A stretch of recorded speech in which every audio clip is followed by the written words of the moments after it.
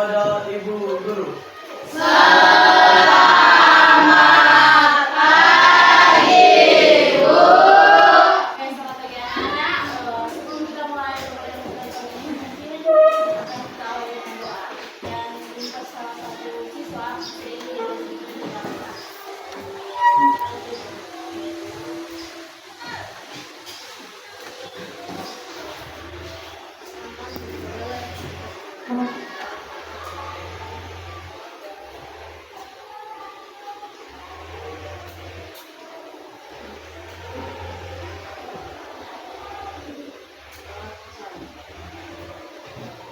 Oke, silakan duduk kembali. Ya, baik anak-anakku. Tentunya sebagai umat yang Tuhan, kami bersyukur ya karena hari ini kita masih Tuhan istirahat dan kuat sehingga kita mulai ada di sekolah untuk ada dalam proses pembelajaran. Hari ini, apakah semua sudah siap untuk belajar? Sudah. Sudah siap sekali? Sudah. Kalau begitu kita akan mulai pembelajaran kita dengan materi yang ada di depan ini, materi kesehatan reproduksi. Dengan submaterinya adalah memahami dan menjaga kesehatan organ vital kita. Oke, anak-anak, di sini ada yang merasakan perubahan yang terjadi di tubuh kalian. Semua ini kan sudah belajar remaja ya kan? Ya. Dari masa anak-anak ke masa remaja, kira-kira ada yang berubah nggak di tubuh kalian? Ada ya. Pasti ada yang berubah ya. Baik laki-laki maupun perempuan pasti ada yang berubah. Di masa remaja ini perubahan itu perubahan yang terjadi dinamakan dengan bekas. Benar dengan bekas atau tidak? Nah, sudah lihat ya. Kurang lebih seperti itu yang akan kita bahas di pertemuan kita di pagi hari ini. Oke, anak-anakku, sekarang karena kita akan belajar tentang kesehatan reproduksi. Kira-kira sudah pernah mendengar apa itu reproduksi? Sudah pernah? Ya, sudah pernah toh? Pasti sudah ya. Kalau di kelas ini kan kalian kelas 7. Untuk pelajaran IPA, sistem reproduksi itu ada di kelas 9. Tetapi untuk kelas 7 kalian belum mendapat materi sistem reproduksi. Tetapi di SD itu kan kalian sudah ada pengenalan tentang sistem reproduksi ya kan? Ya. Jadi Bu, kalau kita akan membahas kesehatan reproduksi biasanya ada yang ketawa, ya toh? Ya, Ibu harap di hari ini, di saat ini ketika kita membahas tentang reproduksi, kita semua fokus, terus tidak ada yang mengejek satu dengan yang lainnya, tidak ada yang ketawa ya. Karena ini adalah sesuatu yang tabu lagi, karena ini adalah materi yang penting yang kalian remaja harus tahu. Biasanya kan kalau orang-orang dulu udah bilang kalau muncul jerawat berarti dia ada naksir seseorang. Yo. Nah, menurut kalian itu mitos atau fakta? Mitos. Mitos atau fakta? Mitos ya. Oke, akan kita bahas di pertemuan kita kali ini. Oke. Sekarang kita masuk kepada pertemuan ini. Ibu minta kalian bergabung ke kelompok ya, untuk laki-laki kelompok laki-laki dengan laki-laki, perempuan dengan perempuan sesuai dengan kelompok yang sudah ibu bagi tadi. Jadi kelompok 1 di sini 1 4 orang laki-laki, 2 di sini laki-laki 4 orang, dan di sini perempuan yang kelompok 3, perempuan yang kelompok 4, dan perempuan yang kelompok 5. Oke, silakan ke kelompok masing-masing dan kita akan memberikan LPTD untuk kalian menjawab. Ada 2 kolom. Yang pertama adalah ciri-ciri pubertas pada perempuan dan yang kedua adalah ciri-ciri pubertas pada laki-laki. Kalian laki-laki berarti mengisi ya, laki bisa juga perempuan sih. Oke, jadi yang pertama sudah ada salah satu contoh, nanti dengan selanjutnya kalian berbeda. Oke, semua perubahan yang terjadi pada kalian. Ibu kasih waktu kalian 5 menit. 5 menit ya. 5 menit ya.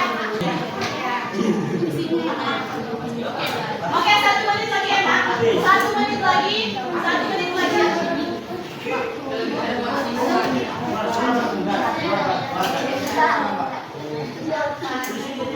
Bisa itu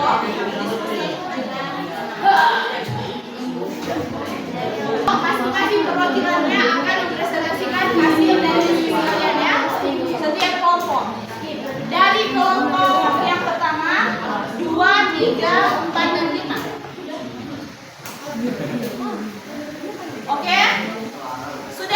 Oke, baik. Selesai ya. Selesai waktu untuk kalian berdiskusi mengenai ciri-ciri pubertas pada manusia, pada laki-laki dan pada perempuan. Sekarang kita akan dengarkan ya pemaparan materi dari kelompok 1. Ayo kelompok 1 silakan. Silakan dibacakan. Silakan. Silakan, saya Wahyu dari kelompok 1 akan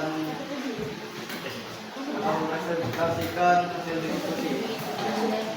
Ciri-ciri pubertas laki itu dari suaranya menjadi berat, munculnya jenggot, timbulnya bulu di kemaluan, sama munculnya jerawat. Oke, munculnya janggut, timbulnya bulu di kemaluan, sama munculnya jerawat. Oke, itu untuk kelompok 1 punya hasil ya. Kita berikan aplaus dulu untuk kelompok 1. Ciri-ciri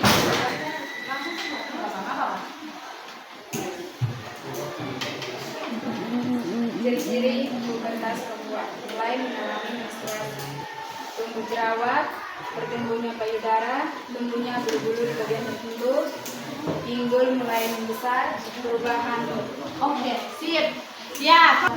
Mulai mengalami menstruasi, payudara membesar, menimbulkan jerawat, tumbuh halus di bagian tertentu, semakin aktif. Ya. Oke, kita kasih aplaus dulu untuk kelompok 5. Ya, baik anak-anakku, tadi kita sudah dengarkan bersama pemaparan ciri-ciri pubertas baik itu dari kelompok 1, kelompok 2, 3, 4 sampai kelompok 5, baik itu pada laki-laki maupun pada perempuan. Yang kedua, sama seperti laki-laki yang itu tumbuh jerawat. Terus lagi payudara membesar. Terus lagi muncul jerawat. Terus lagi ya bulu di daerah tertentu. Oke, ya kurang lebih seperti itu ya. Bukan hanya bebas dari penyakit. Nah, selanjutnya ada organ reproduksi pada pria dan wanita. Untuk kita mengetahui bagaimana cara merawat diri, tentunya kita harus mengetahui dahulu apa itu organ-organ reproduksi yang ada pada perempuan dan apa organ-organ reproduksi yang ada pada laki-laki. Ya, silakan lihat di depan. Organ reproduksi pada pria. Yang pertama ada yang namanya testis. Testis ini apa? Laki-laki ada yang tahu testis? Tahu lah, masa nggak tahu? Kan itu kalian punya. Ya, testis. Testis ini dia penghasil sperma dan hormon testosteron. Testis ini ada berapa jumlahnya? Laki-laki yang tahu, laki-laki punya. Ada berapa jumlahnya? Ada berapa? Ada dua. Kita tepuk tangan dulu. Ya, testis ada dua. Ada dua. Jadi testis berfungsi sebagai penghasil sperma dan hormon testosteron. Yang kedua ada skrotum. Skrotum itu apa? Skrotum itu adalah kantong pelindung dari testis ya. Di organ reproduksi laki-laki jangan ketawa karena kalian harus tahu apa yang ada pada diri kalian. Di organ reproduksi laki-laki ada yang namanya testis, 2 buah yang biasa disebut biji saka. Tahu tuh, laki-laki punya itu ada 2. Tidak perlu ketawa karena ini adalah pengetahuan umum yang harus kalian ketahui. Yang membungkus itu namanya skrotum. Yang selanjutnya adalah saluran sperma. Saluran sperma itu ada di tengah yang bersama-sama dengan uretra. Dan yang terakhir adalah penis. Penis itu kalian punya alat reproduksi pada laki-laki ya. Selanjutnya organ reproduksi pada wanita yang pertama adalah ovarium. Apa itu ovarium? Ovarium itu adalah yang menghasilkan sel telur. Penghasil sel telur atau ovum. Yang selanjutnya adalah duofalopi. Duofalopi adalah dua saluran. Di sana kalau terjadi pembuahan, pertumbuhan janin itu ada di rahim. Selanjutnya adalah vagina atau saluran keluar. Ini hanya dia punya garis besar saja. Sebenarnya kalau mau membahas tentang alat reproduksi itu ada spesifikasinya, tapi ini bahas sampai sini saja ya. Kita fokus kepada cara menjaga kesehatan alat reproduksi kita. Oke, selanjutnya ya, ini perubahan fisik ketika masa pubertas. Bisa ya? Bisa baca? Ya, perubahan fisik ketika masa pubertas pada laki-laki tadi kronologis yang pertama adalah pipi basah. Laki-laki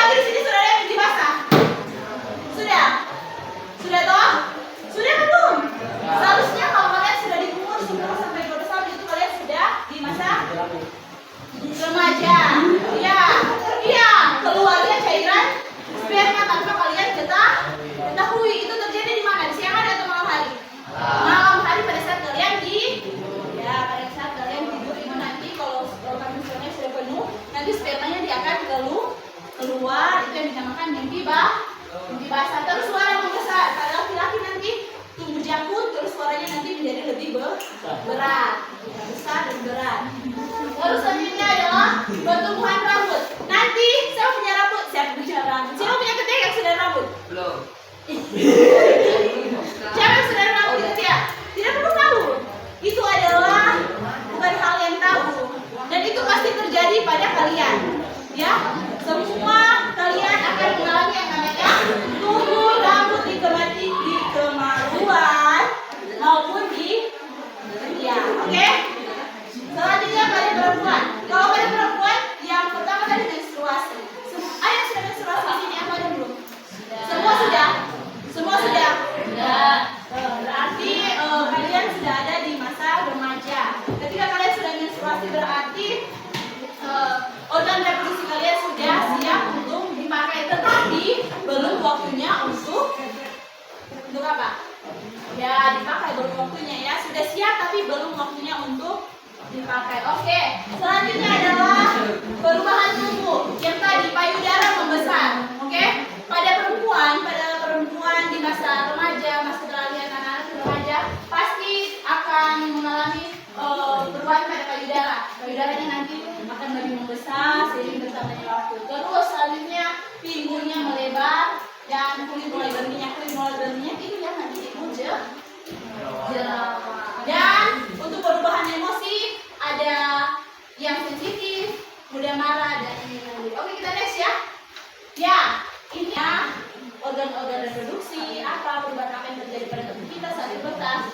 Ini ada cara-cara untuk menjaga kesehatan reproduksi kita. Yang pertama adalah gizi seimbang dan olahraga. Gizi seimbang dan olahraga itu apa? Jadi kita mengkonsumsi makanan yang bergizi. Seperti apa contohnya? Buah, sayur, protein, kalsium. Terus kita rajin olahraga minimal berapa menit? 30 menit sehari untuk memperkuat apa? Otot, tulang, dan sistem imun. Yang kedua adalah istirahat yang cukup. Tidur 7-9 jam setiap malam untuk mendukung pertumbuhan, pemulihan tubuh dan kesehatan mental remaja. Di sini ada yang tidur cuma 1-2 jam kah? Setiap malam. Pasti ada toh? Pasti ada yang scroll TikTok dulu baru tidur. Pasti ada yang makan dulu baru tidur. Ada? Iya. Itu sangat-sangat tidak sehat ya. Tidur yang baik itu ada di 7-9 jam setiap hari. Oke. Yang ketiga adalah kebersihan organ reproduksi. Baca. Bicara yang dibalik mengenai gizi setiap hari akan membuat berkualitas dan menstruasi dari produk berbahaya. Oke. Cuci area pribadi dengan air bersih setiap hari. Gunakan pembalut berkualitas saat menstruasi dan hindari produk berbahaya. Cuci area pribadi dengan air bersih setiap hari. Kira-kira menurut kalian, berapa kali kita harus ganti vitamin pakaian dalam setiap hari? 3. Ya, 3 kurang lebih. Setidaknya minimal 2 kali. Ada yang di sini 2 hari baru ganti pakaian dalam, Kak? Ada atau tidak? Ada. Ya, itu sangat-sangat jorok ya dan tidak sehat. Mengganti pakaian dalam itu minimal 2 kali sehari. Minimal 2 kali sehari. Lebih baik, lebih banyak lagi, lebih bagus. Kenapa harus diganti minimal 2 kali sehari? Karena ketika sudah letak pakaian dalam, di situ akan bertemu bakteri bisa menyebabkan penyakit menular seksual. Bisa bakteri nanti akan terjadi penyakit pada alat reproduksi kalian. Oke? Baik itu laki maupun perempuan. Dan untuk perempuan, gunakan pembalut berkualitas saat menstruasi. Gunakan pembalut yang berkualitas saat menstruasi dan untuk mengganti pembalut yang sudah menstruasi ini sudah menstruasi toh? Berapa jam kira-kira lamanya kita mengganti kita punya pembalut? Berapa? Ada yang lain? 6. Ya, 4-6 jam. Paling tinggi itu 6 jam. Tapi seharusnya kita mengganti pembalut kita setiap 4 jam sekali. Jadi kalau sudah 4 jam, ganti nah. Masih sedikitkah itu atau sudah banyak harus diganti, oke? Ya, karena kalau sudah lebih dari 4 jam, lebih dari 6 jam itu sudah tidak sehat. Oke, selanjutnya adalah konsultasi kesehatan. Konsultasi kesehatan di sini segera berkonsultasi dengan dokter atau petugas kesehatan jika mengalami keluhan atau atau nyeri abnormal atau perubahan yang mencurigakan. Contohnya, ketika kalian haid perempuan, ada yang mengalami nyeri sekali. Setiap haid nyeri sekali, pasti itu ada sesuatu yang salah. Jadi harap dikonsultasikan ke dokter atau ke tempat yang bisa dikonsultasikan, contohnya di puskesmas atau di rumah sakit. Oke, yang selanjutnya adalah edukasi berkelanjutan. Kita mendapatkan informasi dari keluarga, dari sekolah, dan sumber terpercaya. Jangan ragu untuk bertanya dan mencari jawaban yang benar. Oke, edukasi berkelanjutan ini contohnya seperti yang saat ini yang sedang kalian laksanakan dari sekolah, dari guru-guru mengedukasikan bagaimana cara kalian menjaga kesehatan reproduksi kalian, ya kan? Karena kalian sudah pasti tahu kalian punya tubuh berubah, apa yang terjadi pada diri kalian. Jadi kalian harus tahu bagaimana cara menjaga kesehatan reproduksinya. Ya, ketika kalian ketika kalian sudah tahu kalian punya diri berubah, pastinya bukan kalian tabu lagi ya. Sekarang mungkin bukan kalian, tapi ada beberapa dari teman-teman kalian mungkin yang mengalami kehamilan dini. Oke? Ini bukan hal yang bisa kita tutupi lagi ya. Ada yang sedang mengalami kehamilan dini. Makanya itu tadi ibu bilang, kalian punya organ reproduksi itu sudah siap untuk dipakai, tetapi belum boleh untuk dipakai. Maksudnya sudah siap, kematangannya sudah pas, sudah bisa, tapi jangan dulu untuk dipakai. Karena ketika kalian sudah ada berhubungan perempuan dan laki-laki, sudah tahu toh dalam sistem reproduksi pasti akan terjadi yang namanya pembuahan. Kalau sudah pembuahan berarti dia akan terjadi kehamilan. Dan anak-anakku ketika hamil ini ada resiko kehamilan ini pada remaja. Kalau kalian masih di bawah umur dan hamil, resikonya yang pertama, satu, resiko kesehatan fisik. Tubuh remaja belum matang sepenuhnya, beresiko pendarahan, terus komplikasi kehamilan, gangguan pertumbuhan janin yang ada di kandungannya pasti akan mengalami gangguan dan bisa juga kelahiran prematur. Pastinya ini akan berbahaya bagi kalian dan juga bayinya. Kan kasihan toh kalau lahir prematur. Untuk kalau selamat. Terus kalau pendarahan itu biasanya langsung bebas anak itu. Oke? Jadi anak sudah siap hamil dini? Tidak? Ya, tidak. Jangan dulu ya, jangan dulu kita hamil dini, karena ini ada resiko-resiko yang harus kalian ketahui. Yang ada yang ringan, tapi ada juga yang sampai mati. Ya, yang kedua ada psikologis. Bisa stres mental, bisa depresi, bisa kecemasan, ketidaksiapan emosional yang tidak bisa menjawab sebagai orang tua. Oke? Pesan dari guru, jagalah kesehatan reproduksimu. Yang pertama, pahami dan terima perubahan. Ketika kalian muncul jerawat di muka, kalian harus terima perubahan itu. Ketika kalian punya payudara akan membesar, terima perubahannya, pahami yang terjadi. Ketika mimpi basah, pahami yang terjadi. Ketika menstruasi, pahami yang terjadi. Seperti tadi, ketika menstruasi berarti kita harus tahu juga menjaga kesehatan saat reproduksinya. Bagaimana dengan cara apa tadi? Mengganti pembalut minimal berapa? 4 sampai 6 jam sehari. Kalau laki-laki ketika mengalami mimpi basah, kasih dia saja? Tidak, berarti membersihkan. Terus ambil keputusan bijak sehingga kalian akan mendapatkan masa depan yang berkualitas. Demikian pemaparan materi untuk hari ini. Ibu harap apa yang Ibu berikan pada saat ini dapat menjadi pegangan hidup kalian. Ketika kalian sudah mengetahui dan memahami apa-apa perubahan yang terjadi pada kalian, kalian bisa menjaga kesehatan dari reproduksi kalian. Oke? Ya, demikian pemaparan materi untuk hari ini. Demikian untuk materinya. Ibu harap apa yang Ibu sampaikan di hari ini dapat menjadi pegangan, dapat menjadi acuan untuk kita semua bagaimana cara kita menjaga kesehatan reproduksi kita. Oke, nanti kita ketemu lagi di pertemuan selanjutnya. Silakan ketua kelas untuk menyiapkan kelas.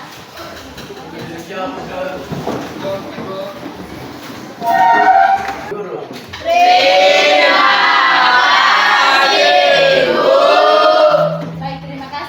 dulu.